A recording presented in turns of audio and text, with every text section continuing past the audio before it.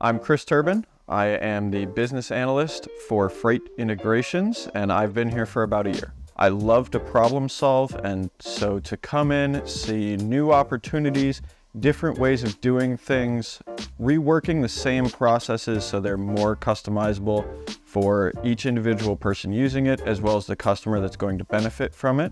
That's a great part of my day. The other part of that is just being able to help the people that are on the floor, and that kind of fits into the problem solving, but the ability for us to continue to move forward is awesome, and that's just what I work towards. I think the future here at RPM is very bright. In the culture of the company, it just feels like we've gotten a lot more cohesive. We have a lot of technical tools in the pipeline that are coming down to try and make everyone's job just a little bit more efficient, and that can always just be very exciting to get new freight, new lanes, and have new challenges. It's going to be a great year.